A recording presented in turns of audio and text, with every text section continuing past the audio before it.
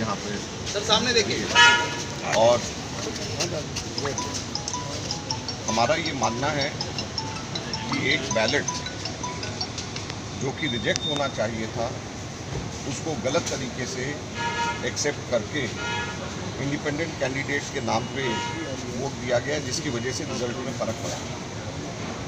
हमारे लोगों ने काउंटिंग के दौरान रिजल्ट से पहले इस पर ऑब्जेक्शन भी किया और बड़ा स्पष्ट है उसके अंदर कि वो वोट गलत जगह के ऊपर डाला गया, सिर्फ अपने आप को आइडेंटिफाई करके करने के लिए डाला गया और सीक्रेसी इससे आउट हुई है, ब्रीच हुई है। और हम लोगों ने इस आधार के ऊपर यहाँ पर न्यायालय के अंदर याचिका दायर करी है और हमें पूरी उम्मीद है कि हमें यहाँ से न्याय मिलेगा। सर वोट जो पहले वोट कैंसिल हुआ था, ये चर्चा आई सामने कि किरण चौधरी ने भी वोट आपके खिलाफ किया है और कुलदीप बिश्नोई ने आपके खिलाफ वोट किया है, तो क्या आप आइडेंटिफाई हो गए कि आपके पास किसका वोट है? ये दूसरा मसला है जिसको लेकर के हम लोगों ने चैलेंज किया है और हम लोगों ने जो चैलेंज किया है ये वोट एक्सेप्ट किया गया इंडिपेंडेंट कैंडिडेट जो नहीं होना चाहिए। मैं बड़ा स्पष्ट कर दूं कि इस वोट का ये कांग्रेस का वोट नहीं है, ये इंडिपेंडेंट कैंडिडेट के नाम पे वोट दिया गया है जो कि किसी भी तरीके से एक्सेप्ट नहीं होना चाहिए। हम लोगों ने उसके खिलाफ याचिका दायर करी। तो याचिका जो हम लोगों ने दायर करी है वो दूसरा मसला है और जो प्रश्न आप पूछ रहे हैं वो दूसरा मसला है। तो सबसे पहले तो मैं ये स्पष्ट कर दूं कि ये याचिका हम लोगों ने जो इंडिपेंडेंट कैंडिडेट के पक्ष में जो वोट पड़ा है वो गलत पड़ा है। हम लोगों ने इसके खिलाफ में याचिका दायर करी है जिसमें हमें पूरी उम्मीद है कि हमारे को कोर्ट पूरा न्याय करेगा। सर वो वोट तो कांग्रेस का ही है ना? कांग्रेस नहीं, वो दूसरी बात है ना, वो अलग वोट है। वो आप भाजपा जजपा और निर्दलीय विधायकों का कह रहे हैं आप कि उनका मान लिया गया। जो वोट जजपा या निर्दलीय विधायक का किसी का है या हो सकता है भाजपा का है, हमें नहीं पता किसका है, लेकिन कांग्रेस का वो वोट नहीं है। जो वोट जो है वहाँ पर इंडिपेंडेंट कैंडिडेट को दिया गया और इंडिपेंडेंट उसको हमने पिटीशन में हमने उसके खिलाफ में किसी का नाम मेंशन है उसमें? इसमें पिटीशन में मेंशन नहीं कर सकते नाम, सिर्फ हम लोगों ने वोट और जो हमने ऑब्जेक्शन उस टाइम पे किया था उसको हम लोगों ने जिक्र किया।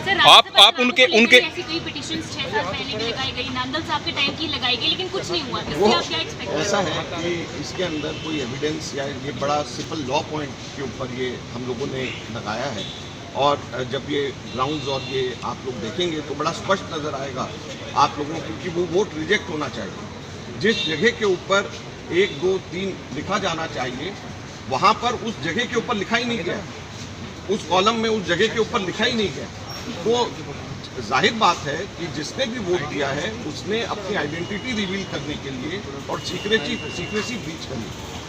एक वोट तो इसलिए रिजेक्ट कर दिया गया कि उसमें 1 नंबर की जगह टिक किया गया, वो मेरे नाम के ऊपर वोट था। और दूसरी तरफ ये वोट रिजेक्ट नहीं किया गया जहां पर जिस थाने में होना चाहिए उस थाने में ही नहीं है, कहीं और दूसरी जगह के ऊपर लिखा गया। तो इस वजह से हम लोगों ने इसको लेकर के याचिका दायर करी है और हमें पूरी उम्मीद है कि हमें इसमें यहाँ पर इसके ऊपर न्याय मिलेगा। कांग्रेस से अलग विधायकों का एक वोट जो इनवैलिड होना चाहिए था वो वैलिड मान लिया, ये कह रहे हैं। कांग्रेस से अलग विधायकों का वोट जो इनवैलिड होना चाहिए था इंडिपेंडेंट कैंडिडेट को दिया गया है, वो इनवैलिड को वैलिड मान दिया गया और इसके खिलाफ हमारी याचिका। सर आपसे 1.5 महीने करीब हाईकोर्ट पहुंचे हैं या कानूनी तौर पर आपको इतना समय लगा? पहले आपने याचिका डाली थी। 45 दिन का समय सीमा होती है और हम लोग 1 हफ्ता पहले ही डाल देते हैं। तो 45 दिन बाकी तो और इलेक्शन पिटीशंस में तो लोग आखिरी दिन डालते हैं, हम लोगों ने तो भी बल्कि हफ्ता 10 दिन पहले ही हमने डाल दिया। आप कुछ और प्रश्न पूछें। कांग्रेस लगातार एक चर्चा है सर कि प्रभारी जो आपने थे, जो चुनाव एजेंट के तौर पर वहाँ थे, आपका जो वोट किरण चौधरी का वोट लगातार ये कहा जा रहा है कि वो आपके खिलाफ गया है वोट, इसमें कितनी सच्चाई है? क्योंकि लगातार आपकी पार्टी के प्रभारी पर सवाल उठ रहे हैं, आपकी पार्टी के 29 विधायकों के ऊपर सवाल उठ गया क्योंकि एक वोट कैंसिल हुआ है, उसका वो आइडेंटिफाई हुआ है। देखिए बड़ा स्पष्ट है कि जब किरण चौधरी जी ने वोट डालने के बाद बाहर आई तो उन्होंने खुद ही कहा कि मैंने तो टिक किया जी। तो उसके बाद में हम लोगों ने जो बैलेट नंबर जिस पे टिक था वो बैलेट नंबर भी हमने देखा और किस क्रम के ऊपर डाला है, तो इसमें कोई अब शक की बात नहीं है कि किरण चौधरी जी ने टिक किया। ये बात और है कि उन्होंने जानबूझ करके नहीं गलती से टिक किया हो, ये उनको बताना है कि जानबूझ कर किया है या गलती से टिक हुआ है, लेकिन टिक किरण चौधरी जी के द्वारा ही टिक किया गया है और ये हो सकता है गलती भी हो सकती है। और दूसरा जो मैं समझता हूँ कि एक और जो गंभीर इसके अंदर साथ में है वो ये है कि हमारे जो ऑथोराइज्ड एजेंट था जिसको हर एक वोट दिखाया जा रहा था, तो वो ऑथोराइज्ड एजेंट लास्ट तक के ये कहते रहे कि हमें 30 सिंगल प्रेफरेंस वोट पड़े। मैं समझता हूँ कि एक और जो गंभीर इसके अंदर साथ में है वो ये है कि हमारे जो ऑथोराइज्ड एजेंट था जिसको हर एक वोट दिखाया जा रहा था, तो वो ऑथोराइज्ड एजेंट लास्ट तक के ये कहते रहे कि हमें 30 सिंगल प्रेफरेंस वोट पड़े, जबकि 29 सिंगल प्रेफरेंस वोट हम लोगों के निकले हैं।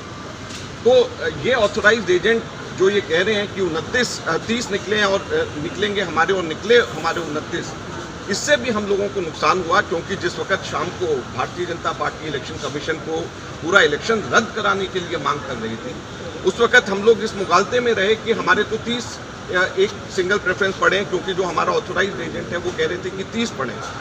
तो अब हो सकता है कि वो भी गलती से उनकी भी गलती रही हो, लेकिन किरण चौधरी जी की भी गलती और साथ में ऑथोराइज्ड एजेंट साहब की भी गलती, दोनों गलतियां एक साथ सांख्यिकीय तौर के ऊपर असंभव लगता है स्टैटिस्टिकली। तो अब कांग्रेस कार्रवाई क्या करेगी सर? कांग्रेस कोई कार्रवाई कर रही है इस पे? स्टैटिस्टिकली ये इम्प्रॉबेबल है, तो दोनों को आपस में बैठ करके अब बताना पड़ेगा कि किसने गलती करी और किसने जानबूझकर की है, क्योंकि दोनों की दोनों गलती नहीं होती।